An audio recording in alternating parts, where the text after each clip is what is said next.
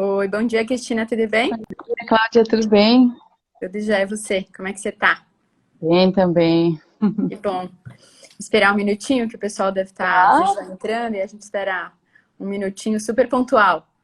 é bem pontual mesmo. Deu tudo certo hoje com a informática, então foi pontual. Que bom, né? Cada dia é isso, a gente vai aprendendo a, a Exatamente. melhorar. Eu lembro que no primeiro dia também, quando eu comecei a testar, era, gente, como é que faz isso mesmo? Como é que não faz, né? Agora não tem mais como voltar atrás, né? Acho que essas ferramentas de mídias sociais estão ganhando aí cada vez mais força e, enfim, então aí moldando aí a nova forma até de trabalhar, né? Não é só de se expor, né? Mas de trabalhar. De trabalhar, totalmente. Não, é verdade, assim, é a maneira que a gente realmente vai, acho que vai seguir, e a gente vem discutindo, inclusive, como é que no trabalho, né, a gente vai mudando cada vez mais com essa questão toda de trabalhar online, né? É. Esperar só um minutinho que aí a gente Claro. já começa.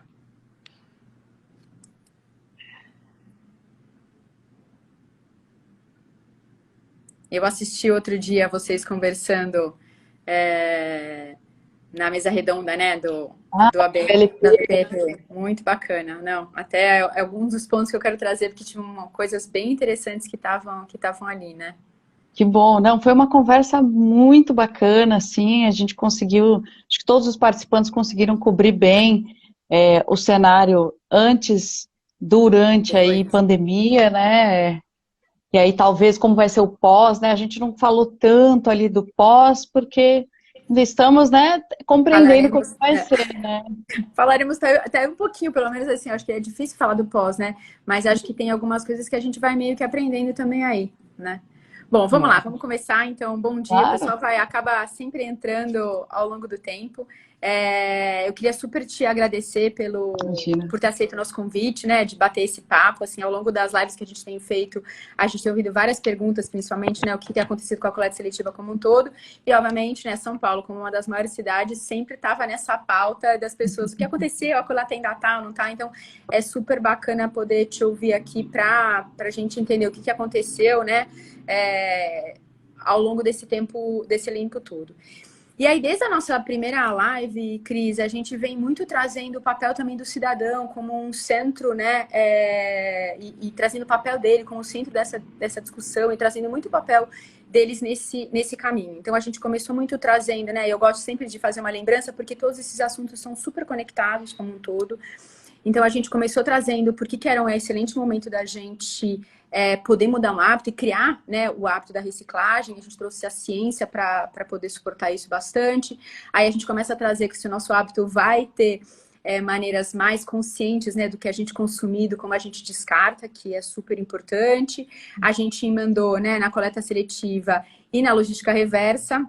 E aí não dava para não trazer a perspectiva das cidades. Então, a semana passada a gente conversou com o João Resch, de Salvador, que tem, né, feito um trabalho de coleta seletiva, mas está muito no início ainda. É diferente de São Paulo, que tem um histórico de coleta seletiva de anos. E, É, então, eu estou super feliz de poder conversar com você. É nesse lugar que eu queria começar, né? Assim, quando a gente olha no Brasil, tem várias cidades ainda que nem tem coleta seletiva. E São Paulo tem um histórico ao longo né, de ter já implantado a coleta seletiva. Então, eu queria um pouquinho que você trouxesse esse histórico da cidade, que é a maior cidade, né? Mas também é a cidade que mais produz, óbvio.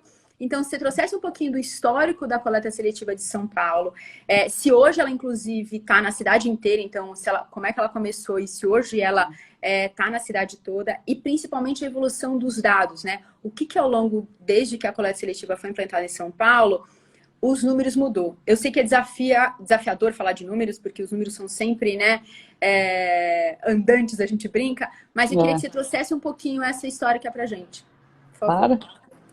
Bom, bom dia aí a todos e todas.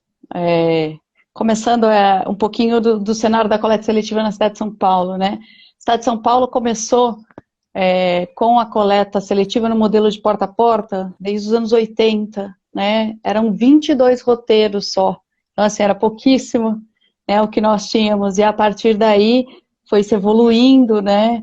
Hoje nós temos já alguns anos, contratos de concessões, né, onde duas empresas fazem esse serviço de coleta seletiva, né, coleta domiciliar, que é separado, aí dentro da coleta domiciliar nós temos a coleta comum, que é a coleta de rejeitos, né, tudo aquilo que não é passível de reciclagem, e a coleta seletiva, que é a coleta dos recicláveis, né.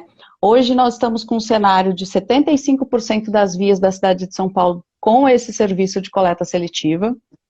Nós temos não só uma meta aí dentro do plano de metas da gestão 2017 a 2020, mas também uma vontade e um objetivo muito grande dessa gestão de até dezembro deste ano universalizar em 100% das vias do município esse serviço. Já iniciamos esse processo, já iniciamos projetos pilotos, porque a gente, após diversas análises, a gente observou que uma cidade tão heterogênea quanto a cidade de São Paulo, né, com mais de 12 milhões de habitantes, em que cada bairro, né, não estamos falando ali nem tanto de distritos que conglomeram mais, mas que cada bairro é muito diferente um do outro, né? Então a gente observou que um modelo só de coleta seletiva não seria o adequado, né? E também não gostaríamos de ter só caminhões coletando de porta em porta na cidade, porque a gente sabe que isso lança uma pegada de carbono muito alta, né?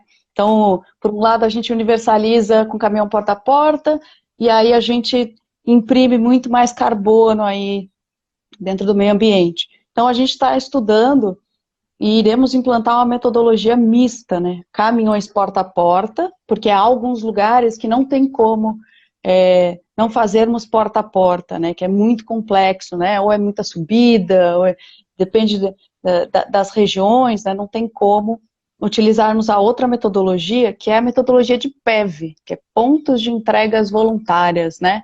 São grandes containers, assim, onde a população vai ter 24 horas a disponibilidade de levar o seu material reciclável aonde ele estiver ali colocado, né? Nós estamos realizando um estudo para saber o raio, né, de ingerência ali que nós podemos colocar. Chegamos ali numa metragem de 400 metros de raio, que dá um pouquinho menos ali de distância. Então, em alguns locais, a cada 400 metros vai ter um container disponível para que essa pessoa possa dispor ali dos seus materiais recicláveis.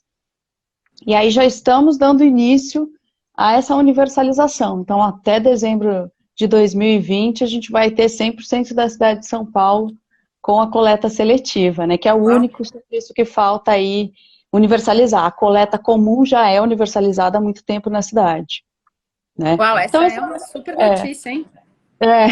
Pois é. E estamos aí bem empolgados, né? Eu particularmente, porque eu estou coordenando essa ação de universalização, né? Então, a gente tem certeza que até o final do ano a gente entrega para a cidade 100% desse serviço. E é bacana ouvir, né, que é desde a década de 80, então tem a experiência de coleta seletiva na cidade. E como é que os números foram aumentando em crise, assim? Bom, começamos do zero, óbvio, né?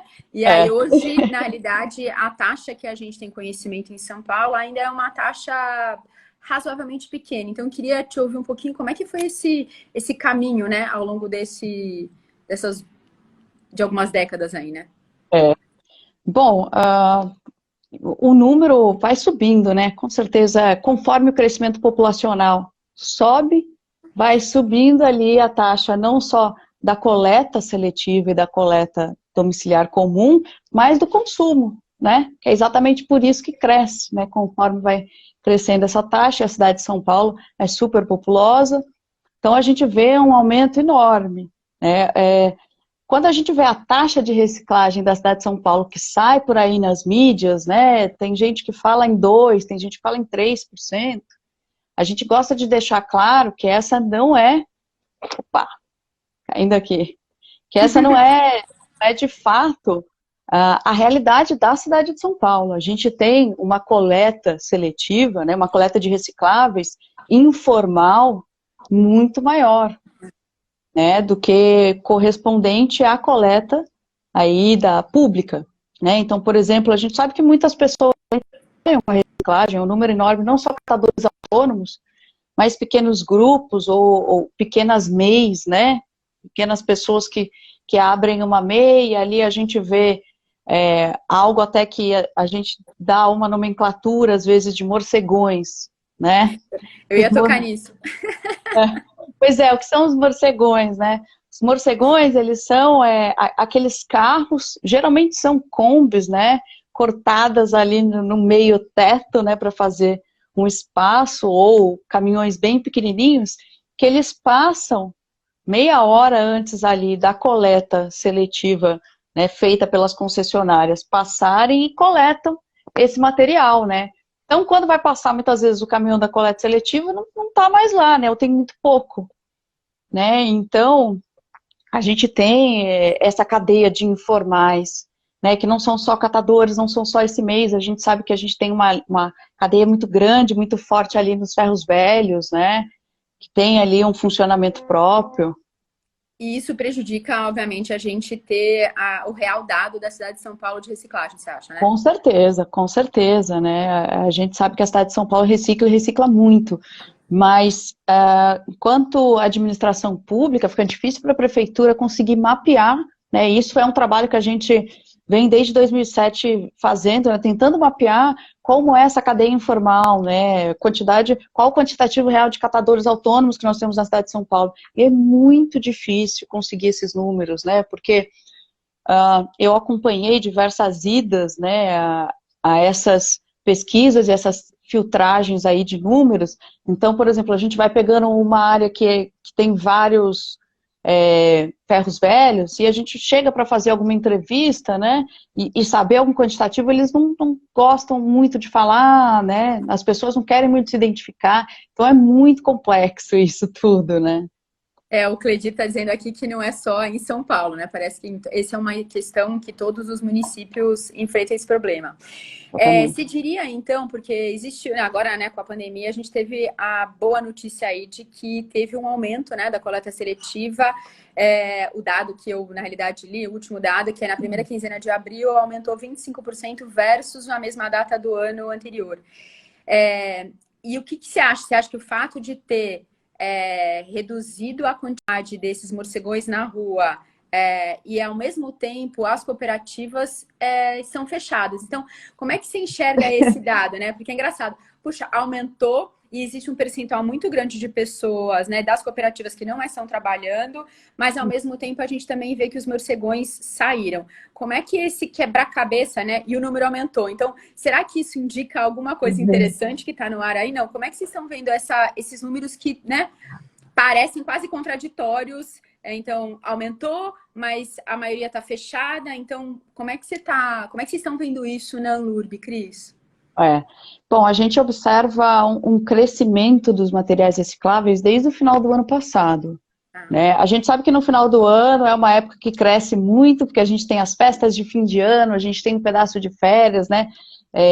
Feriados prolongados, mas aumentou demais a capacidade no final do ano, tanto que nós tivemos que, em alguns dias, né, numa quantidade razoável, abrir o segundo turno das 2 centrais mecanizadas, né? Nós temos 2 centrais de triagens completamente mecanizadas aqui na cidade de São Paulo. Cada uma delas tem capacidade para triar 250 toneladas por dia, né? O que dá aí à cidade de São Paulo um fôlego de triagem de recicláveis de 500 toneladas dia. E aí, no final do ano, a gente teve que instituir o segundo turno aí para algumas. E a gente vem observando ali, né, tudo bem, a gente pega fim de ano, janeiro, fevereiro, carnaval, a gente sabe que aumenta, mas aí passou um pouquinho o período do carnaval, começou a se manter, março também começou a se manter, e agora no período da pandemia, né, aumentou mais ainda, né, o final de abril, né, o número final de abril deu 23% de aumento comparado com abril de 2019, né? Agora em maio, eu tô com os dados aqui fresquinhos na mão. Opa! A gente teve uma queda nesse número, mas ainda continua aumentando, né? Então a gente teve 8% de aumento da coleta seletiva de maio, né? Então o que você bem colocou, né? Mas poxa, as cooperativas pararam, os morcegões deram uma reduzida, o que aconteceu, né? Bom, explicar um pouquinho do porquê que parou as cooperativas, né? Logo quando a cidade de São Paulo, a prefeitura instituiu o decreto de calamidade pública, né? A primeira coisa que nós pensamos dentro da Anlurb, dentro ali do recorte de público-alvo que a gente trabalha, que são cooperativas de materiais recicláveis, né? Porque nós temos o programa socioambiental da prefeitura, no qual nós temos 24 cooperativas que participam deles. Nossa primeira preocupação foi com a segurança dessas pessoas, porque a gente sabe que essas cooperativas, a grande maioria tem uma precariedade de maquinário, então tem uma triagem muito manual, né? Nós temos algumas poucas que têm uma triagem semi-mecanizada, muito boa, mas mesmo assim a nossa preocupação foi muito grande, né? Então, nós orientamos as cooperativas a temporariamente paralisar suas atividades e nós fizemos um aporte de investimento de em torno de 5,7 milhões de reais para apoiar durante 3 meses os mais de 900 cooperados aí dessas 24 cooperativas com um benefício de R$ 1.200.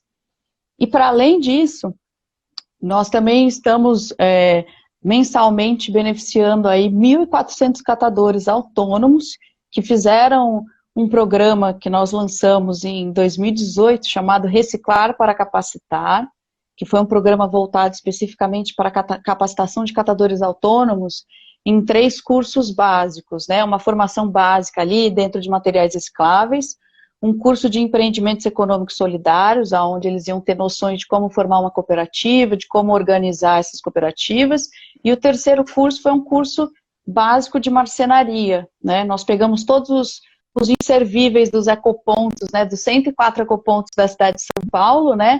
Os inservíveis são aqueles materiais mais volumosos que você pode destinar nos ecopontos, que é cadeira, mesa, sofá, né? Então a gente tem uma quantidade razoável desses volumosos lá. Nós pegamos esses volumosos e demos uma outra vida a eles, né? Então não foram utilizados ali para fazer outras peças, né? Então, 1.400 catadores autônomos que fizeram este curso estão recebendo R$ 600 por mês e também com a possibilidade aí, né, a gente sabe que eles têm o benefício de R$ 600 do governo federal, somando R$ 1.200 para ambas as partes, né? Então, as cooperativas continuam paralisadas, né, nesse momento, e aí o que a gente está atribuindo esse aumento? Primeiro, a gente entende que desde que a gente lançou aí o movimento Recicla Sampa, né, a plataforma Recicla Sampa, e as diversas ações que a gente tem feito constantemente, né, a gente viu um começo de mudança, de interesse, de consciência na população com relação ao seu material reciclável, com relação ao seu lixo comum e como fazer esse descarte correto. Então, a gente atribui também a uma melhoria que a gente consegue observar desde então, né, na segregação, né, na separação dentro de casa desses materiais e também ao fato de que as pessoas estão ficando mais em casa, né? A gente está tendo aí um isolamento social e a gente teve em março e abril muito forte esse isolamento social. Então, as pessoas estão consumindo muito mais em casa, estão cozinhando em casa, estão pedindo muito mais delivery, seja de comida ou de mercado em casa, e isso gera muito material reciclável, a gente sabe, né? Sim, mas nesse ponto eu queria até te perguntar, porque acho que existia, né? Eu até vi na conversa todos da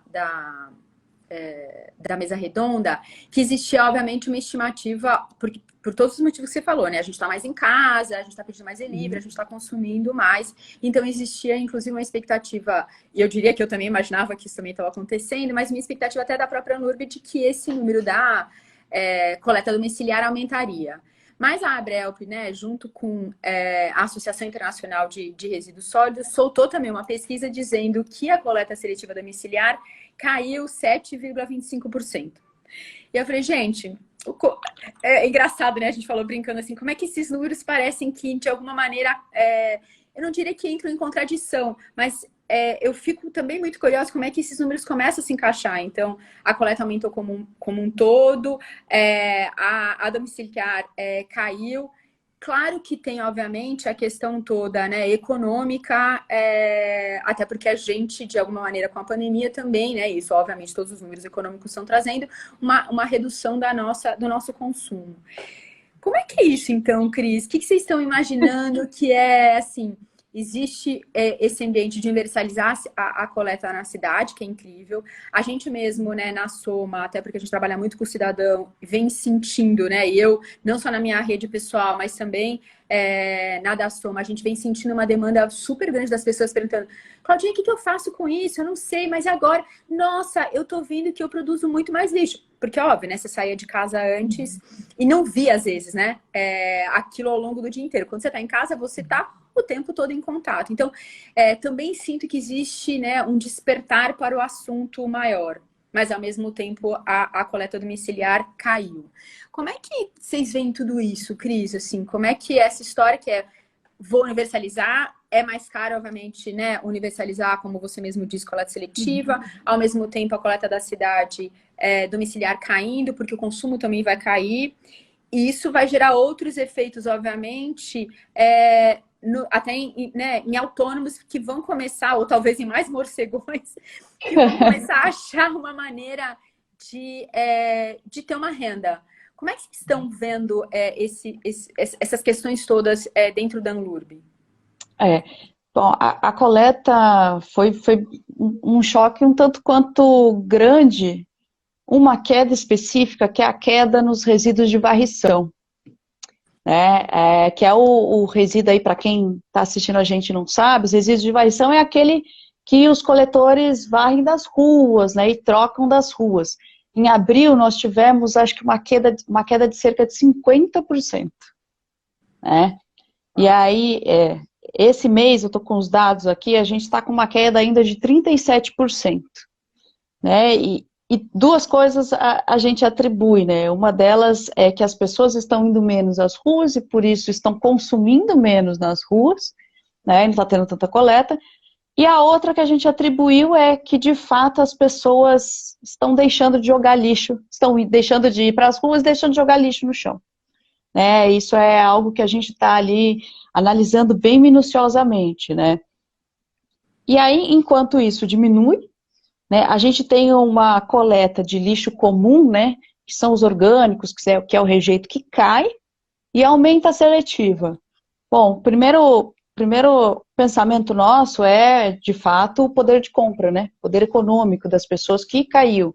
E a gente sabe que quando a gente tem um poder de compra diminuído, as pessoas vão acabar consumindo produtos muito mais industrializados, porque eles são um pouco mais baratos, relativamente, do que você tem ali orgânicos, frutas, verduras e legumes, né? E ali você consegue comprar uma quantidade maior num preço menor. Então, você acaba aumentando o número de recicláveis também, né? A gente entende que, mas de todo jeito, a gente entende que a coleta seletiva na cidade de São Paulo está aumentando mesmo, né? Tanto o que eu te falei, a gente observava do final do ano, então, mais do que nunca, vai ser necessário ali a universalização só dos serviços, né? Porque isso é algo muito necessário, não só na cidade de São Paulo, mas em todo o Brasil, né? Não só em São Paulo, a gente fala de aterro sanitário, mas quando a gente pensa em Brasil, a gente pensa no cenário de lixão, né? A céu aberto, né? Então, é bem complexo. Então, a gente não enxerga assim com tanto espanto, né, essa diminuição do lixo comum e o aumento dos recicláveis, né, a gente consegue entender tudo isso. E aí, bom, você falou, mas essas pessoas, né, que trabalham com materiais recicláveis, os catadores informais, os morcegões ou os MEIs, né, estão aí, então quer dizer que eles vão aumentar, eles vão se multiplicar porque vai aumentar a universalização da coleta? Pode ser que sim, né? A gente sabe que é difícil esse mercado, né? A gente não consegue fazer nem um mapeamento 100% disso daí, quem dirá ter um controle dessa cadeia completamente informal. Mas o que a gente, nessa gestão 2017-2020, está apoiando e fomentando muito são, primeiro, os catadores de materiais recicláveis, que a gente fez um curso direcionado só para eles, nunca tinha sido feito na história da Prefeitura de São Paulo. E aí agora, desde novembro do ano passado, nós lançamos um programa chamado Recicla Mais SP, que é um programa de fomento, apoio e uma incubadora de cooperativas e associações de materiais recicláveis, né? A gente tem o programa socioambiental da prefeitura desde 2002, né, o que mostra aí como São Paulo sempre teve ali um pouco mais à frente do seu tempo no cenário ali da sustentabilidade. Já a Política Nacional de Resíduos Sólidos vem em 2010 só, né? Então, desde 2002 nós temos esse programa, né, que bem brevemente ele fala de que todo material oriundo dessa coleta pública seletiva tem que ser destinado às cooperativas de catadores, né? E aí, para regularizar isso, tivemos uma série de decretos aí que regularizaram isso, e a forma de entrada dessas cooperativas dentro desse programa se dá através de chamamento público, né? Que é algo bem burocrático, bem complexo, tem uma certidão de entidades do terceiro setor, né, porque em 2016, no final da gestão de 2016, foi assinado um decreto que incluiu cooperativas dentro da área de organizações do terceiro setor, que na nossa visão é super errado, porque as cooperativas elas visam lucro, elas não são entidades sem fins lucrativos, né? Elas só têm uma formulação diferente de dividir seu dinheiro, que é diferente, por exemplo, de uma formulação de uma empresa privada mais capitalista, né, em que tem um dono e outros funcionários. Dentro do cooperativismo, cada um é dono, é sócio, né, ali de uma parte, uma cota igual dessa empresa, dessa cooperativa. Então, em vista aí dessa grande dificuldade das cooperativas de conseguirem organizar essas documentações para poder participar de um chamamento e se habilitar, a gente, né, deu luz aí ao programa Recicla Mais SP, né, que tem por intuito apoiar essas cooperativas como? Nós criamos o primeiro centro público de atendimento e apoio às cooperativas e catadores da cidade de São Paulo, que é o CAC.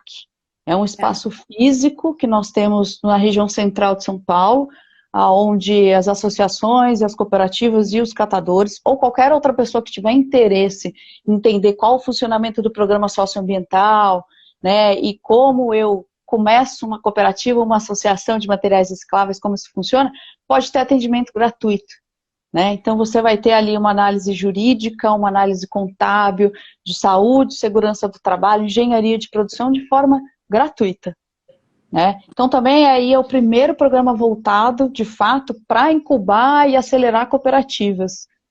Então a gente enxerga que com tudo muito bem casadinho, né? A gente conseguiu, apesar das dificuldades que a administração pública impõe a gente conseguiu fazer uma programação e está seguindo ela ali bem fielmente. Vamos aumentar a coleta seletiva, porque a gente vai universalizar, a gente vai precisar, já precisava antes e agora mais do que nunca, de um número maior de cooperativas, né, que trabalham com isso dentro desse programa para poder dar conta, né, enfim, e cada vez mais trabalhar o tripé deste programa socioambiental, que é o pilar ambiental, onde a destinação dos materiais recicláveis da cidade de São Paulo, que é o material que você separa dentro ali da tua casa, vai ter uma destinação correta, porque ele vai estar indo para cooperativas, prioritariamente, para essas cooperativas habilitadas, e a partir do momento que eles chegam na sua capacidade máxima de produção, aí eles são direcionados para as 2 centrais mecanizadas.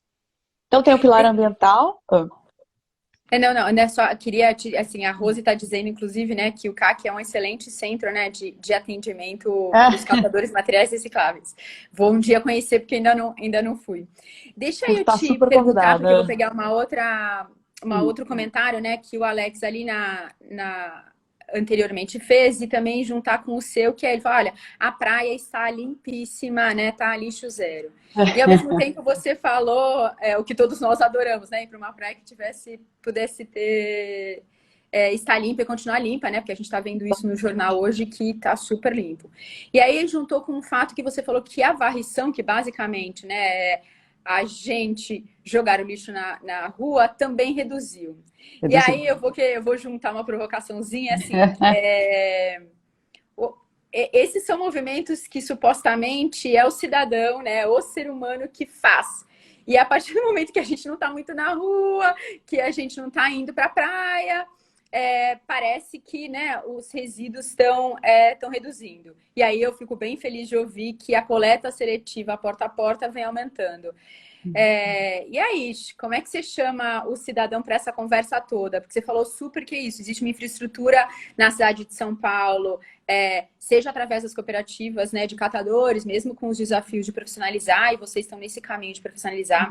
Existem 2 centrais mecanizadas que elas têm padrão internacional, né, quer dizer, acho que são, no Brasil, pelo que eu entendo, inclusive são as únicas centrais mecanizadas que existem aqui dentro do Brasil, com um nível de excelência fenomenal. Eu já tive a oportunidade de conhecer uma delas, e é isso, é incrível, né, o processo todo. Então, assim, a infraestrutura está ali, cada vez mais caminhando para que as cooperativas também se profissionalizem e comecem a também ser mais mecanizada. Claramente, depois que a Política Nacional de Resíduos Sólidos, apesar dos seus atrasos, a gente vê muita empresa, umas mais, outras menos, né, em atividade. E aí a gente se debate com o número de que o cidadão, quando está fora de casa ou está consumindo menos, a gente está com menos impactos na rua, né, do lixo. Como é que se traz, né? A gente adora, na Soma, basicamente o que a gente traz é como é que a gente cria esse hábito da reciclagem para as pessoas. Como é que vocês trazem esse ator nesse caminho todo, né? Que tem que estar. A gente falou há 3 lives atrás da economia circular, e o próprio Fabrício Soller trouxe na própria, né, logística reversa esse papel. Como é que vocês na Anlurb estão olhando para isso? E aí eu queria que você cruzasse esse ponto com o dos PEVs. Sendo que você falou que tem 104, e sendo muito sincera, as experiências 104 que eu tenho... não. 104 ecopontos. A gente tem ecopontos. Os PEVs, a gente tem mais de 3.000 distribuídos pela cidade. E a gente tem aí uma perspectiva de universalizar com mais 3.000 PEVs, aí em torno de 3.000 PEVs, né? E como é que é essa experiência, então, né? Porque o PEV, basicamente, tem uma ação do cidadão muito maior. E até na experiência que a gente teve em Salvador, os PEVs lá, basicamente, eram micro ou lixõezinhos, né? Que as pessoas iam e descarregavam lixo. Fala um pouquinho pra gente, assim, a experiência do PEV, essa história toda de como é que vocês estão trazendo o cidadão para essa discussão e para essa conversa. Bom, os PEVs, né, nós fizemos em algumas regiões de São Paulo, né, vou citar uma que foi em Parelheiros, deu muito certo a experiência, assim, demais. A gente observa que o cidadão, em especial aqueles que ainda não têm acesso à coleta seletiva, eles querem muito um ponto para destinar corretamente o seu resíduo, seja reciclável, seja o lixo comum, né, mesmo tendo ali o serviço de lixo comum, né, eles querem muito isso. Então, quando a gente foi instalar esses projetos pilotos ali dos containers, a gente, em parceria ali, né, obviamente com as 2 concessionárias ali que prestam o serviço ali de coleta na cidade de São Paulo, a gente fez ações para a educação ambiental, para a conscientização, né, e puxou também bastante o movimento Recicla Sampa, né, que a gente tinha ações maiores, né, então a gente ia, conversava ali, os agentes, né, de educadores ambientais ali das concessionárias foram direcionados para esses locais, para que eles pudessem conversar com a população e mostrasse como que se dava a separação, né, entregasse um papelzinho mostrando bem didaticamente isso, e isso deu muito certo. A gente vai replicar isso de uma maneira muito mais consistente, né, quando a gente universalizar esse serviço. E a gente utiliza muito da plataforma Recicla Sampa, mas muito. Então, assim, a gente faz muitas ações descentralizadas, né? Então, por exemplo, uma ação, vou falar um exemplo de uma ação que eu participei, né, que eu estava observando, uma ação do metrô Sacomã, né? Então, ali montou-se uma tenda ali no metrô Sacomã, onde a gente parava as pessoas, explicava do que se tratava, o que era o Recicla Sampa, como era a separação, né? Em algumas ações a gente até consegue, principalmente em ações de zeladoria da cidade de São Paulo, né? Porque isso começou a ser uma marca dessa gestão, de todo final de semana ter um mutirão de serviços, né, de zeladoria. Então sempre tinha uma tenda ali da Anlurb com essa explicação ali da educação ambiental e também uma entrega de composto, né, dos nossos pátios de compostagem, né? Então a gente vai reforçar isso e replicar isso muito mais, né? Porque a gente entende que nessa esteira aí que a gente está vivendo aí de talvez uma segunda onda ambientalista, né? A gente teve uma primeira onda bem forte ambiental ali, anos 70, né? Anos 60, 70 ali, né? Bastante europeia. Então, a gente está observando com muita força essa segunda onda ali do meio ambiente, né? E que as pessoas, e principalmente os jovens e as crianças, que são, assim, fatores importantíssimos, né? Dessa absorção e do fator que vai mudar de fato dentro de casa, né? A gente conseguiu observar que quando uma criança tem essa educação ambiental dentro de casa, dentro das escolas, e aí ela chega na sua casa, ou está com seu pai ou a sua mãe ali, e porventura o pai ou a mãe vai jogar algum, né, o papelzinho de bala no chão, ou alguma coisa incorreta, essa criança aponta que está errado, os pais se sentem muito mais ali, primeiro envergonhados, e muito mais orientados com relação a não fazer de novo, né? E isso começa a criar um hábito dentro da sua casa, e aí vira, enfim, uma rotina nossa, né? Então a gente vai pegar muito mais ali pesado com a educação ambiental, a gente tem alguns planos, né, que a gente está pensando, quando a gente for universalizar, a gente vai, obviamente, utilizar dos agentes ambientais das duas concessionárias, estamos pensando também como incluir as cooperativas, né, em algumas prestações ali de educação ambiental pelos seus próprios bairros, mas isso ainda está um pouco no plano ali de como a gente projeta isso, até porque para elas conseguirem fazer isso, elas precisam ter uma administração, uma gestão de suas cooperativas muito mais fortes, né? Para que elas primeiro não percam suas habilitações com a prefeitura, né? E aí terem condições de fazer uma outra área, né, que não seja a triagem.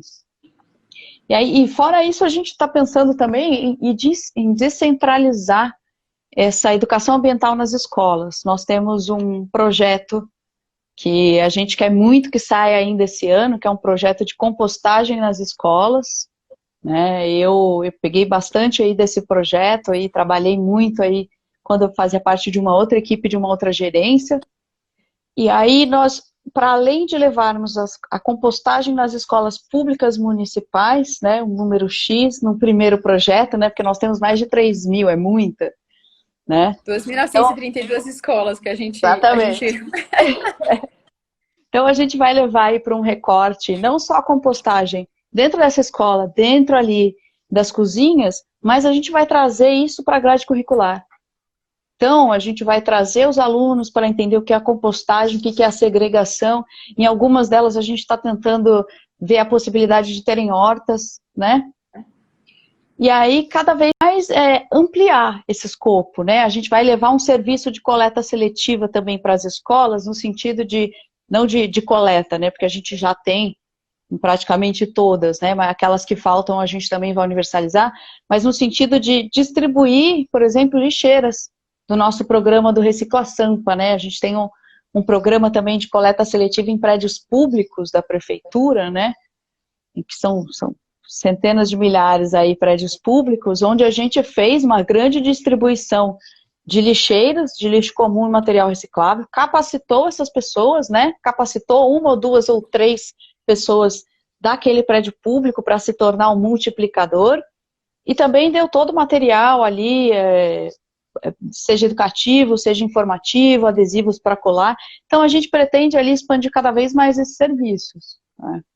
Não, é incrível, assim, acho que tem alguns deles eu conhecia, eu cheguei aí, inclusive, em algumas escolas com um monte pra gente, né, trabalhar e mexer com isso também. Então é incrível o número de ações que definitivamente acho que a prefeitura e principalmente essa gestão está colocando em prática. Mas aí, Cris, o número mesmo está sendo muito pequeno, né?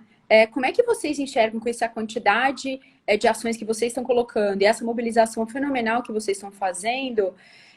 Agora, qual seria o próximo dado, né, que a gente conseguiria na cidade de São Paulo? Como é que a gente conseguiria sair, sendo que hoje está, né, mesmo sendo, sei lá, se publicamente os dados são 2%, 3%, vamos levar que ele seja 5%, 7%. Mas como é que a gente chega num dado que é um dado que é Porque o nível de que existe em São Paulo, a gente poderia dizer que, gente, a gente tem central de triagem, a gente tem essa universalização, quase como uma Alemanha, né? Que é hoje um dos países que é muito referência em relação à reciclagem. E aí com esse tanto de esforço que o Brasil tem feito, eu diria São Paulo, né? Que é colocar a central de triagem, colocar as cooperativas com mais equipamento e mais capacitadas, pensar em como é que você coloca isso na escola.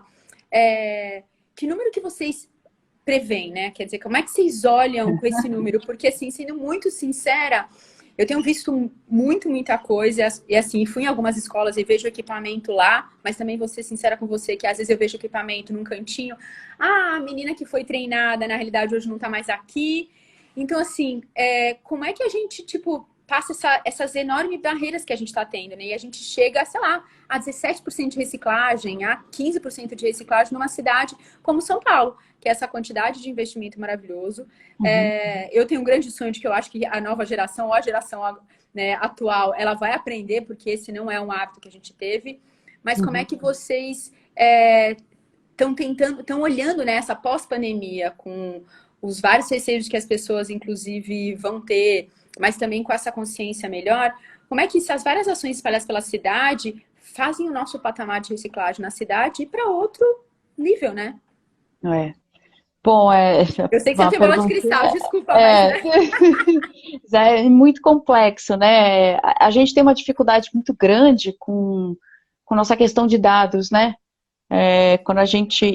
Quando essa gestão chegou, né, a gente não tinha um controle muito grande de dados, né? Então a gente implementou ali uma área só para cuidar disso, só para cuidar dessa parte de estatística que a gente tem acompanhado, né? Então, comparado desde que existe coleta na cidade de São Paulo, é muito pouco, né? A gente pega 4 anos aí. Então, a gente de fato, eu não tenho uma resposta para te dar, né? Do quanto a gente consegue planejar que vai aumentar a coleta seletiva pública, né? Porque a gente tem, como eu disse, a gente tem um informal muito grande. É exatamente por isso. Porque a gente não consegue, a gente tem grande dificuldade em mapear essa coleta informal. É muito difícil.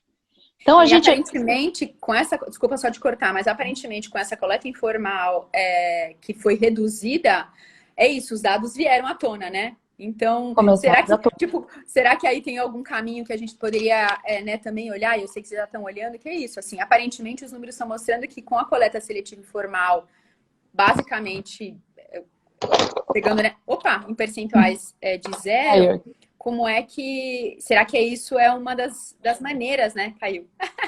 Uma das maneiras da gente reduzir. Você acha? Reduzir o número de informal e aumentar o percentual de coleta da prefeitura. Porque o que me parece, né, quando a gente falou aqui dos dados, é que é isso, assim, é muito bacana, porque realmente eu enxergo, eu acho que essa gestão tem um controle de dados bastante interessante, muito bacana, e aí os dados apareceram agora, né, com a informalidade reduzindo, me parece que a gente consegue ter mais dados, e pelo menos mais dados formais.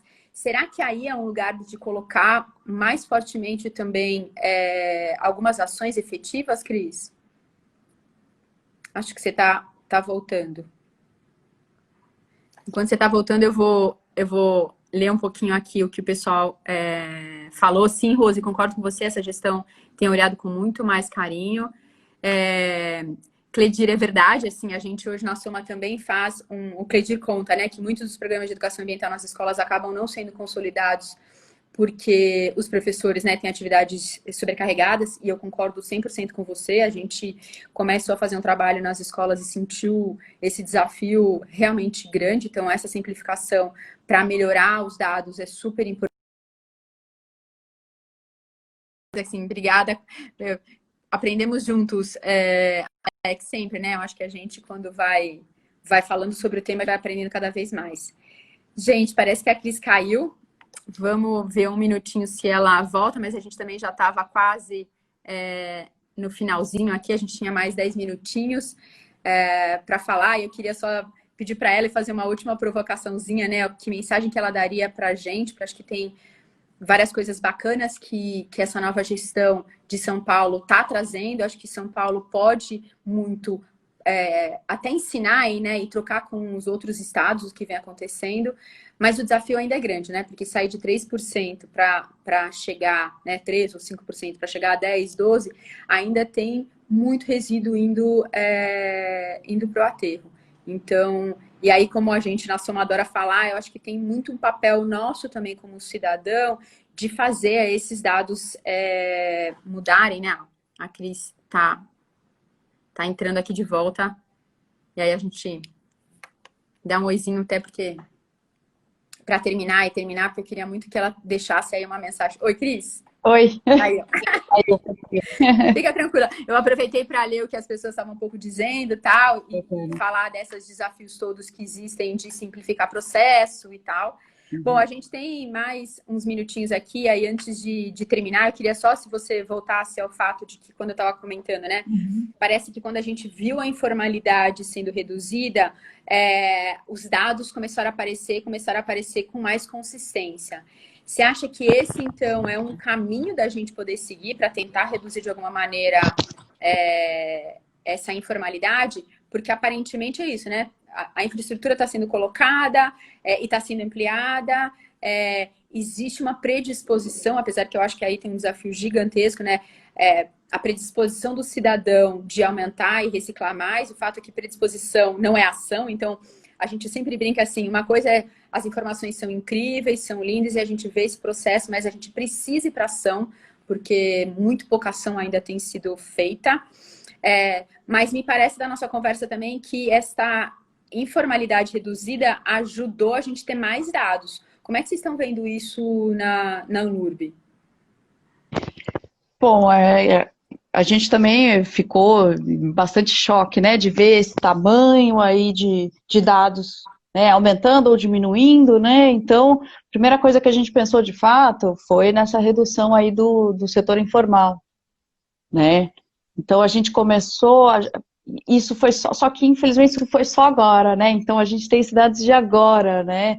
Então fica muito complicado a gente metrificar isso e conseguir comparar com anos anteriores de uma pandemia, né? Porque não teve, né? Então, o que a gente consegue, o que o poder público consegue fazer dentro aí da área, eu não digo tanto, não vou usar, não acho outra palavra, mas não gostaria de falar o combate ao informal, porque a gente sabe que tem catadores autônomos que sobrevivem disso, e nossa ideia não é acabar com os catadores ou tirar a renda deles, é muito pelo contrário, né? Como que a gente consegue criar uma forma de que eles entrem no sistema, né, da prefeitura, ou que eles entrem em outros sistemas como formais, né? Então, para isso, a gente está ali investindo em programas, investindo em subsidiar o programa socioambiental, em criar novos projetos, em aumentar ali o escopo da educação ambiental, né, porque não tinha, era muito picadinha, né, e aí a gente veio com uma plataforma enorme, com pessoas que são centrais, que é conhecido pela população brasileira, que é o DJ Taíde e o Cazé da MTV, né, e aí a gente desmistifica, né, a questão do lixo, né, porque ainda existem pessoas que acham que eu vou colocar o lixo na porta da minha casa e é um passe de mágica, ele sumiu, né, então lá na plataforma do Recicla Sampa tem o documentário que está maravilhoso, né, o caminho do lixo, dentro de uma central de triagem, como que faz, né? Então, cada vez mais a gente chama a população a essa consciência de que não é só uma questão ambiental, e é muito importante a questão ambiental, né? Porque vai ficar, este mundo vai ficar para suas próximas gerações, né? Então, e isso é o mote do desenvolvimento sustentável, né? Que a Grudintig, né, falou na ONU. Então, para além dessa conscientização do ambiental, a gente está puxando ali para o cidadão a importância de que a gente tem um pilar social muito importante, que quando você separa corretamente na sua casa e você destina ali para coleta pública, este teu material reciclável, ele vai gerar renda para as pessoas que estão nas cooperativas e vai gerar inserção social. né? Porque uma cooperativa que consegue gerar renda é uma cooperativa que conseguir triar mais, vai conseguir melhorar a tua produção, melhorar seus maquinários e vai trazer mais pessoas, né? Então a gente imagina que isso é uma porta de entrada muito grande para catadores autônomos que estão na informalidade, né? Que é muito complexa ali a situação deles. Então é isso que a gente, enquanto poder público, está fazendo. A gente está apoiando, abrindo mais portas para a entrada da formalidade. Perfeito. E tentando, e também aí com o decreto dos grandes geradores, né, que a gente sabe ali, que eu não vou entrar muito nesse detalhe, primeiro que não é expertise, a gente entra numa área cinza ali, né, mas com o decreto dos grandes geradores, que foi um marco muito grande para a gente vai subir o número de pessoas que estão se declarando enquanto grandes geradores, e isso faz com que a gente tenha um poder de fiscalização muito maior, né? Porque a gente sabe que tem grande gerador que coloca ali, que vai distribuindo o seu resíduo comum ou reciclável pelas esquinas para não pagar uma coleta, né? Então isso é super errado. A gente não é contra, e deixa eu deixar bem claro, a gente não é contra as cooperativas se unirem, né, ou se fortalecerem, e, enfim, e terem caminhões, né, alguns tipos aí de caminhões para fazer essa coleta seletiva regularmente, cadastrada em Anlurb. Muito pelo contrário, a gente abriu a possibilidade para essas 24 cooperativas habilitadas de se regularizarem nesse sentido, comprarem caminhões ali conforme regra, né, o decreto de tais e tais anos, e se regularizarem para poder ter autorização da prefeitura para fazer essa coleta. Então a gente quer fortalecer muito mais aquele que é ali formal, que paga seus impostos, né? Porque não adianta uma cooperativa ter dono. A gente sabe que tem muita cooperativa aí que tem dono. Cooperativa que não quer pagar seus impostos, não quer pagar o INSS dos seus cooperados. Então, quando o cooperado sofre algum acidente de trabalho, ele está descoberto. Então, isso definitivamente, esta gestão já mostrou que não vai alimentar. Vamos coibir de qualquer forma.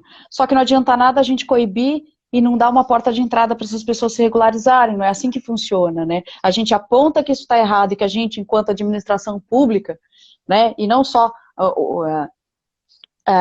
as obrigações que a gente tem perante a sociedade, mas principalmente com a verba pública, porque tudo isso é verba pública. Né? A gente vai mostrar para eles que a gente não pode fazer isso, mas que eles podem se regularizar assim, assim, assim, né? Fantástico. Então, o que eu peço aí aos munícipes é que tenham essa consciência de que o material que você separa na sua casa e a importância de você separar ele bem, de não misturar com o lixo comum, com o resto de comida, tem impacto em quem está lá na ponta. Tem pessoas que estão recebendo o saco de lixo que você amarra na sua casa e que vão precisar disso para subsistir, né? Então eu acho que quando a gente liga com o nosso humano, eu acho que a gente consegue ter uma sensibilidade muito maior. A gente sai do figurativo e a gente vê um impacto muito maior. Então, é isso que a gente está tentando fazer, é isso que a gente está tentando falar e torcer para que a população entenda cada vez mais, né? Não, acho que você, Cris, a gente está quase acabando. Acho que você trouxe um ponto incrível, né? Que a gente sempre fala, porque não é só uma questão ambiental, é uma questão de saúde pública. Eu gosto de repetir sempre o número que, assim, é uma questão de saúde pública e a gente está vendo agora isso gritante no nosso olho, né? Mas a gente tem alguns minutinhos aqui. Eu queria, na realidade, em vez de a gente cair, né? Porque essa é a coisa louca da live, que ela, tipo, para... Eu queria voltar uma pergunta aqui que até o Alex, tá todo mundo, né, agradecendo e tal, e ótimos pontos. O Alex trouxe que é assim, perdão, né? Qual que é a perspectiva de melhora? Eu queria juntar essa pergunta dele com um pedido para você deixar aí meio que uma mensagem ou até uma provocaçãozinha, né? Para o que a gente efetivamente deveria prestar mais atenção. Se tivesse lá uma ou duas coisas que a gente como cidadão deveria fazer realmente para que, né, aí quando você falar quais as perspectivas de melhora para isso melhorar, o que deveria ser feito? Eu sei que tem muita coisa aí acontecendo já, mas se a gente, né, se tivesse que deixar essa provocação, até um convite, a gente costuma dizer na Soma que é isso, né, seu lixo, sua responsabilidade. Mas porque as perspectivas da Anlurb, que tem esses desafios de número gigantesco, melhor, né? Que a perspectiva da cidade melhore em relação a coleta seletiva em relação a isso, aos lixões e à saúde pública, o que que você falaria assim? Gente, faz, né, isso. O que que você diria para todo mundo para que essas perspectivas, né, melhorassem?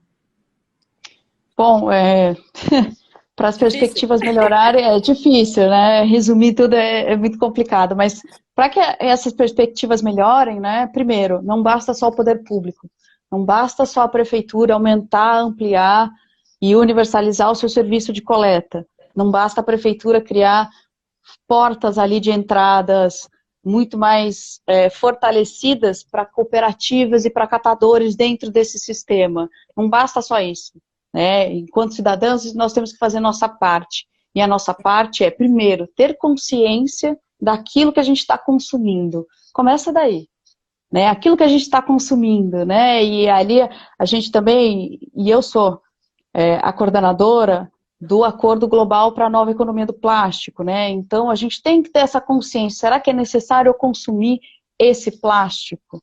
Né? A gente já teve ali, enfim, os canudinhos, né? O decreto dos canudinhos, bem outros aí, que a Câmara está se mobilizando, para que a gente tenha a noção de que não é só um canudinho, né? Então, primeiro, essa consciência. O que eu estou consumindo? De que forma que eu estou consumindo isso? Né, que é muito importante. E depois, a gente ter noção de que a responsabilidade disso que eu comprei aqui, né, com o meu dinheiro, e eu estou colocando na minha boca, o que falta depois disso, o que sobra, o papel, é minha. Né? Então, essa consciência de que é sua é muito importante. Mas, para além disso, eu acho que o mais importante é que as pessoas tenham consciência e tenham conhecimento de que existem cooperativas e muitas nas cidades de São Paulo que dependem desses materiais recicláveis. Então eu faço um convite a todo mundo a conhecer as cooperativas que participam do programa socioambiental da prefeitura, que entrem na página do programa Recicla Mais SP, seja do Instagram, ou seja depois da página mesmo da prefeitura. Posso passar depois para você o link, você Por favor. distribui para o pessoal, e conheçam a cooperativa, a história dessa cooperativa, a história dessas pessoas que estão nessas cooperativas, para vocês entenderem a importância, né, do material reciclável, né? Então é esse o convite que eu deixo mesmo. Conheçam as histórias das pessoas, né? Porque tudo é humano. Então a gente precisa fazer essa conexão. Não, é muito bacana ouvir, né, e terminar isso assim, com a responsabilidade que a gente tem, porque é algo que a gente sempre na Soma fala bastante, assim. Na economia circular, né, dentro de todo esse ciclo, sim, existe poder público, existem as indústrias, existem as cooperativas, mas existe dentro desse ciclo o cidadão e o consumidor, que se ele quebrar o ciclo, pum, não adiantou nada, um monte de coisa está acontecendo. E eu concordo, assim, é desafiador porque é novo, né? Não é um hábito que a gente tem. Mas o fato todo é que a partir do momento que a gente para pensar que não é só, né? Ah, eu consumi, é o que eu tô consumindo e o que eu vou fazer depois. Então, assim, não podia te agradecer mais, brigadíssima, quase acabou com que seria, inclusive, as minhas palavras, assim, super obrigada, Cris. E eu realmente espero que com esse tanto de ações que estão sendo feitas, assim, a gente consiga melhorar efetivamente o patamar, né, que São Paulo tem aí, né, de reciclagem. Porque a gente precisava chegar nos 30%, né? Seria bacana demais Com se isso certeza, com acontecesse. certeza. Não, eu E acho a que a gente gente entrar chega numa lá. agenda global de Chega lá. malha. A gente chega lá, eu tenho certeza que a gente chega lá. Eu acho que o principal para isso é primeiro a gente entender os números, né? Então a gente está correndo atrás do setor informal. A gente tem ali uma forte parceria com as cooperativas que são lideranças ali dentro de cooperativas e de catadores. A gente tem mais se aproximando, fazendo parcerias com catadores. Ixi. A gente tem 40 segundos, 30 segundos, Cris, eu tô te perdendo um pouquinho. Gente, eu não sei se a Cris consegue voltar, mas acho que a mensagem foi super, super incrível. E acho que fica de novo, né? O quanto que a gente pode fazer a diferença nesse processo como um todo. Eu acho que eu não vou conseguir falar um tchau para ela, que ela tá quase